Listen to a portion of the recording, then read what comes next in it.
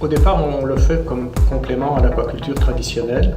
La mariculture au Québec est dans une phase de diversification. Donc il y a des mariculteurs aux îles de la Madeleine qui ont commencé à faire des tests avec l'élevage d'huîtres. Et toujours dans cette optique de diversification, ici en Gaspésie, on a choisi de tester la culture des algues. Aujourd'hui, le 4 mai 2015, la côte est finalement libre de glace après un hiver rigoureux. L'équipe de recherche de Mérinov se rend en mer pour la première fois cette année. Leur mission est de vérifier leurs installations sur un site de culture et de constater l'évolution de la croissance de leurs algues depuis l'automne dernier. Les algues récoltées serviront à développer des applications alimentaires et à l'extraction de molécules à haute valeur ajoutée. Ça rampe plus. Ça rampe plus. Beaucoup de produits cosmétiques intègrent des extraits d'algues ou des molécules extraites d'algues. Marché alimentaire, les algues peuvent être utilisées comme légumes de mer, des biomatériaux, de la bioénergie.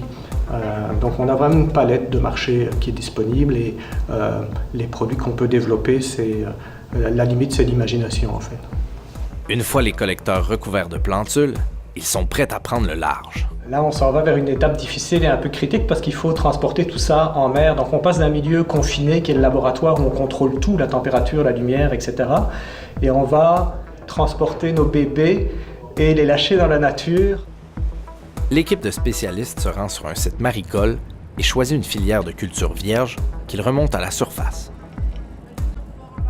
Sous la ligne principale, on installe un support de culture. C'est ici qu'on déroulera les collecteurs. Pour éviter de stresser les plantules, on transporte les collecteurs dans des glacières dont on contrôle l'humidité et la température. On déroule les cordelettes avec précaution pour éviter les pertes.